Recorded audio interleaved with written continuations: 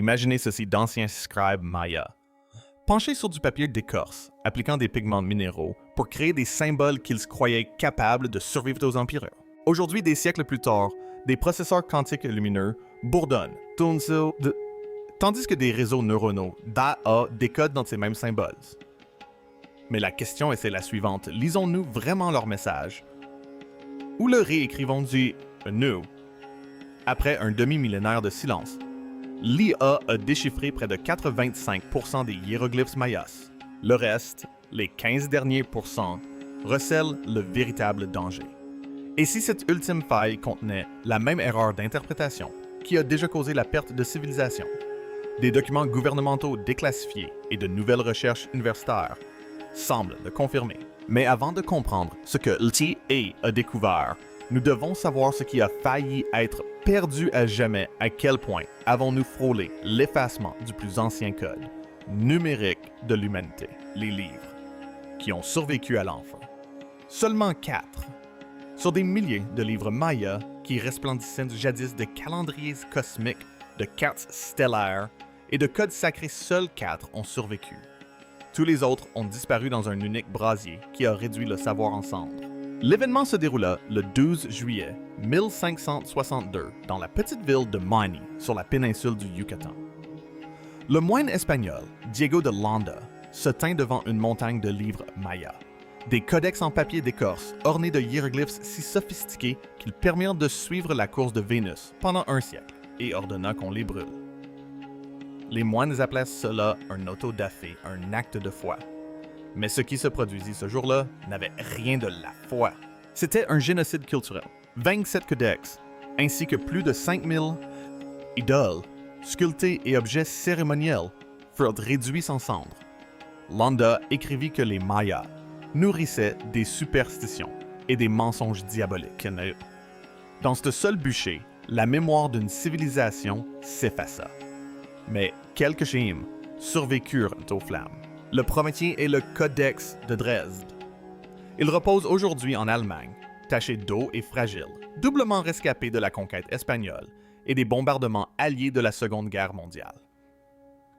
Imaginez 78 pages de papier d'écorce pliées en accordéon, s'étendant sur près de 4 mètres d'un. Oma Lansec. Les glyphes représentent des taus complexes de Vénus, qui retracent les cycles de la planète, sur 104 ans. Les éclipses, les rituels et les dates agricoles. C'est comme des données de la NASA peintes à la main avec des pinceaux en poils d'animaux 600 ans avant l'invention des fusées. Il y a ensuite le Codex de Madrid en Espagne, le Codex de Paris en France et le Codex Grolier, récemment rebaptisé Codex Maya du Mexique. Ce dernier texte était le grand oublié. Pendant des décennies, les chercheurs l'ont cru trop rudimentaire, trop simpliste. Mais en 2016, la datation au carbone 14 a prouvé son authenticité. Il a été écrit vers 1230 de notre ère, plus ancien que Christophe Colomb, plus ancien que la conquête de l'Europe, plus ancien que la plupart des manuscrits médiévaux européens. Ces 4 textes sont les seuls témoignages mayas subsistants d'une bibliothèque qui s'étendait jadis à travers un empire. Imaginez un peu. Des milliers de livres disparus. Il n'en reste que 4. Et nous essayons encore de comprendre ce qu'il voulait nous dire. Et c'est là que l'ironie prend une tournure cruelle. Le même homme qui brûla ses livres, Diego de Landa, écrivit plus tard le sien, La relation de la cosas de Yucatan, ou Récit des choses du Yucatan. Ce livre, à la fois confession et opération de communication, fut rédigé pour se défendre après que la couronne espagnole l'eut accusé d'une cruauté excessive. Pourtant, cet ouvrage, écrit par le destructeur lui-même, devint le fondement de presque tout ce que nous savons de la civilisation maya. En tentant de réécrire leur vérité, il en préserva involontairement des fragments. Ainsi, lorsque l'IA scanne aujourd'hui le Codex de Dresde, pixel par pixel, symbole par symbole, et reconstitue sa grammaire, après 5 siècles de silence, elle ne se contente pas de déchiffrer une langue morte. Elle ressuscite une mémoire qui a survécu au feu à la conquête et aux inondations. Ce ne sont pas de simples livres anciens. Ce sont des rescapés de l'enfer dont les murmures résonnent encore à travers les barres brûlées et les taches d'humidité. Mais voici la vraie question. Ces pages fragiles ont déjà survécu au feu, à la guerre et au temps lui-même. Pourront-elles survivre à l'intelligence artificielle quand le gouvernement s'y est intéressé? Les recherches secrètes de la NSA sur les Mayas. C'est là que les choses deviennent étranges. En 1977, dans une revue technique classifiée, l'Agence nationale de sécurité américaine, NSA, a discrètement qualifié les codex mayas survivants d'ordinateurs astronomiques visuels. Vous avez bien lu des ordinateurs. Il ne s'agit pas de textes sacrés ni d'or primitif. Ce sont de véritables systèmes de calcul analogiques, écrits sur du papier d'écorce des siècles, avant même qu'Alan Turing ou Steve Jobs ne soient imaginés. Selon le rapport déclassifié, publié seulement en septembre 2021, la NSA ne considérait pas le Codex de Dresde comme un calendrier religieux. Ils y ont découvert du code. Une séquence programmable de symboles, capable d'effectuer des calculs astronomiques d'une précision telle qu'elle frôlait la logique des machines modernes. Le rapport décrit le codex comme un système de calcul visuel analogique, non numérique, capable d'exécuter des opérations complexes grâce à la répétition de motifs et à la logique récursive. Autrement dit, les Mayas n'étaient pas de simples prêtres, ils étaient des programmeurs qui peignaient des logiciels avec des pigments. C'est là que l'obsession du gouvernement a commencé. Les analystes de la NSA, travaillant sur les débuts de la cryptographie dans les années 1970, ont réalisé que l'écriture maya présentait un point commun étrangement familier: la reconnaissance de forme. Les mêmes principes qui sous-tendent les clés de chiffrement et les premiers systèmes de vision par ordinateur étaient dissimulés dans des hiéroglyphes gravés il y a plus de 1000 ans. Un chercheur de la NSA a même fait remarquer que le Tzolk'in, le calendrier sacré de 260 jours, fonctionnait comme un ordinateur biologique, synchronisant le temps non par des machines, mais par des cycles de vie. Naissance, croissance, déclin et renaissance. Chaque symbole étant un point de données. Chaque phase une partie d'un vaste algorithme organique. On perçoit presque la logique de la guerre froide à l'œuvre si une civilisation ancienne a percé les secrets de l'astronomie prédictive, sans électronique, que pourraient bien faire les États-Unis. Vous voulez en savoir plus sur le calcul non numérique. Pendant des décennies, ces données sont restées enfouies classifiées, systèmes astronomiques et cryptographiques. Le plus étonnant, c'est la maîtrise dont les Mayas disposaient. La NSA a confirmé que leur relevé du cycle synodique de Vénus 584 jours correspondait presque parfaitement aux données modernes. Les astronomes modernes l'estiment à 583 jours. Sans télescope, satellites ni ordinateurs, leur écart était inférieur à 1/10 de jour. Imaginez un peu, et puis il y a leur taux de prédiction des éclipses. Le rapport indique qu'ils ont atteint une précision d'environ 55% sur l'ensemble des cycles enregistrés, et ce uniquement grâce à l'observation à l'œil nu et au calcul symbolique. C'est supérieur à la précision des prédictions en Europe au Moyen Âge, et certaines de ces cartes proviennent des mêmes pages que celles que Diego de Landa n'a pas brûlées. Alors pourquoi la NSA s'en est-elle souciée? Parce que le calcul visuel analogique comme celui-ci enfreint toutes les règles modernes. Il repose sur des motifs est non linéaires et résiste à la corruption numérique. Pour les cryptographes, c'était comme découvrir un système d'exploitation perdu, quelque chose qui ne fonctionnait pas sur des puces de silicium, mais au rythme du cosmos. Imaginez des équations écrites dans la lumière, l'ombre et la mémoire, plutôt que dans du code.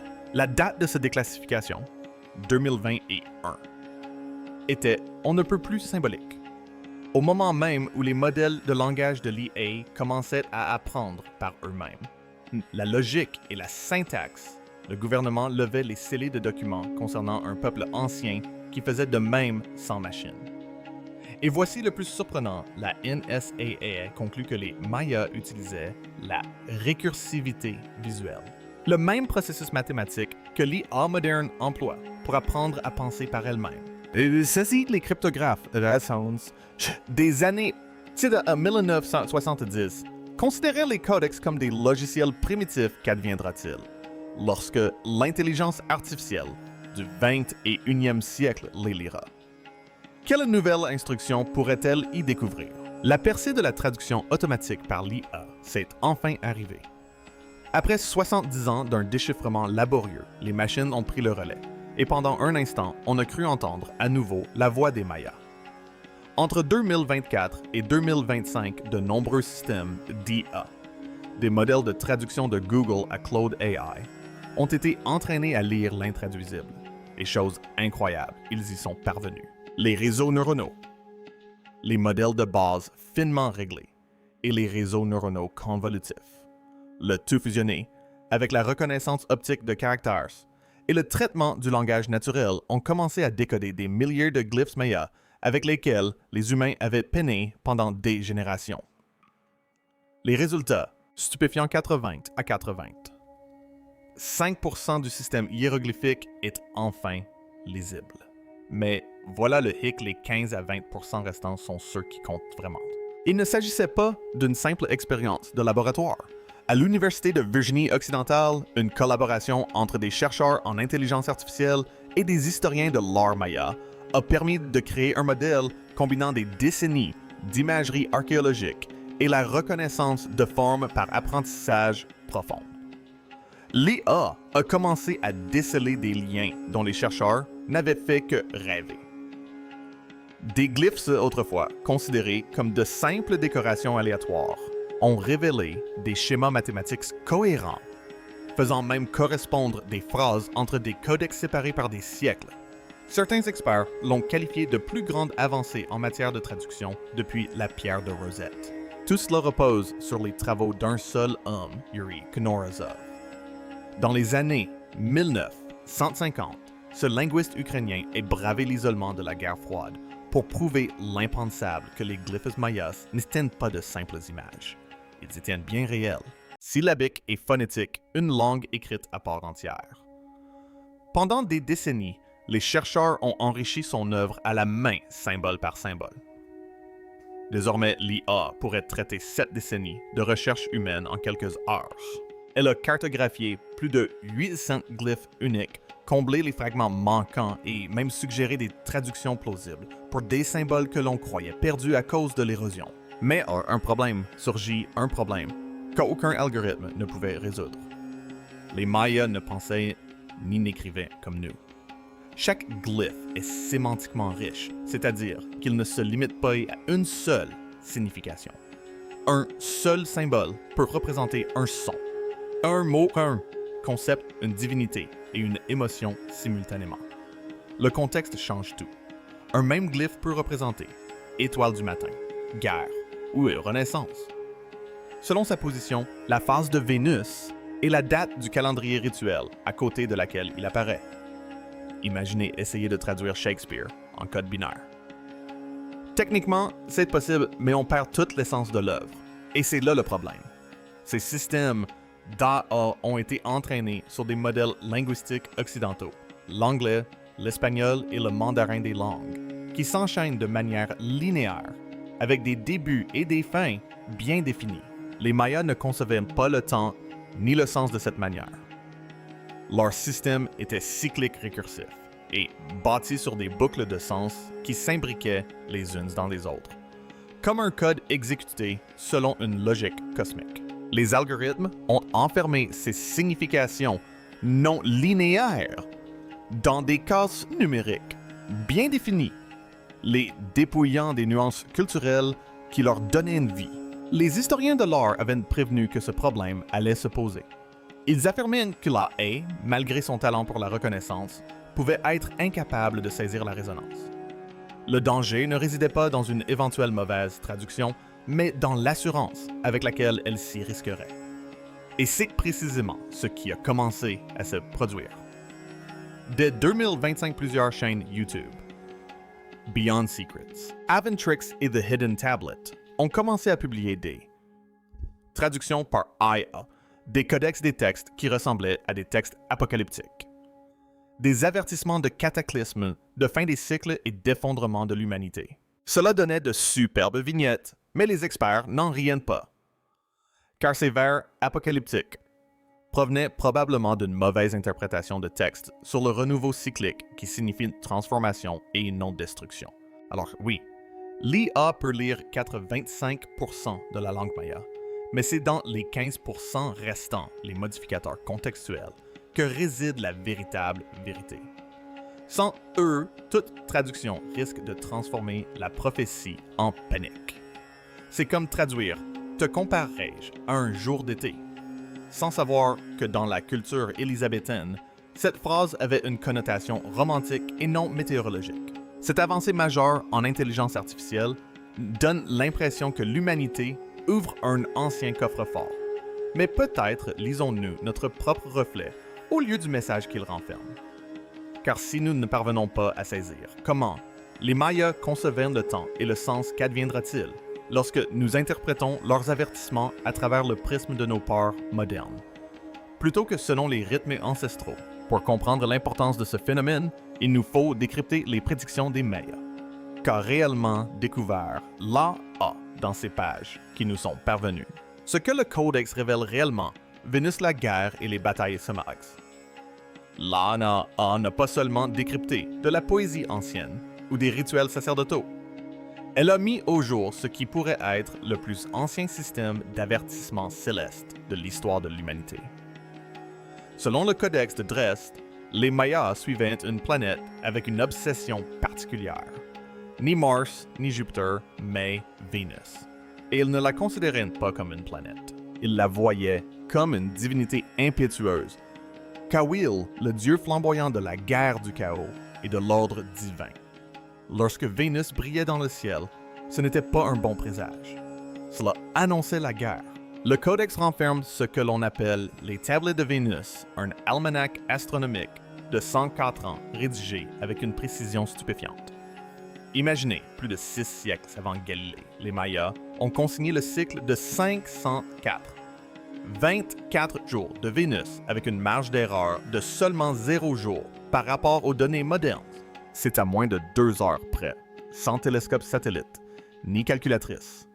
Ils ont suivi Vénus à travers 4 phases, son lever, sa disparition, son retour et sa nouvelle disparition, chacune étant porteuse d'un présage différent. Lorsque Vénus est réapparue après avoir disparu dans l'éclat du soleil, ce n'était pas une fête, mais une alerte rouge cosmique. Et c'est là que ça devient glaçant. La traduction par l'IA a révélé que les Mayas associaient directement ces cycles de Vénus aux guerres terrestres. Lorsque Vénus s'alignait avec les éclipses solaires, les scribes la représentaient sous la forme de Chak-Ek, l'étoile guerrière frappant le soleil. Ils croyaient que ces alignements déclenchaient des affrontements cosmiques qui se répercutaient sur Terre, assassinats royaux, incendies, de villes et conquêtes à grande échelle. Le Codex contient même des glyphes, où un simple symbole de Vénus, accolé au nom d'un roi, signifie l'anéantissement total, non seulement la défaite, mais l'effacement de l'histoire. Prenons l'exemple d'Avril 562 de notre ère. La puissante cité de Tikal fut écrasée par la dynastie des Serpents de Conil. Les historiens ont longtemps cru à une simple manœuvre politique. Mais lorsque l'IA est corrélée la date avec la position de Vénus, une découverte stupéfiante est apparue. La bataille a coïncidé parfaitement avec une phase où Vénus réapparaissait sous l'aspect de l'étoile du matin, traditionnellement considéré comme l'aspect le plus agressif du dieu de la guerre. La victoire fut si totale que Tikal disparut des archives pendant plus d'1 siècle. Ce n'est pas un hasard. Voilà ce qu'est la planification de la guerre astronomique. Ces manuels célestes ne se limitaient pas aux prophéties. Ils devenaient des calendriers militaires. Les commandants attendaient le lever de Vénus avant de lancer des attaques, croyant que les dieux eux-mêmes aveugleraient leurs ennemis. Certains utilisaient même les tables d'éclipse du même codex pour ajuster précisément le calendrier. Les Mayas pouvaient prédire les éclipses solaires 3 jours à l'avance sur une période de 33 ans entre 755 et 788 de notre ère.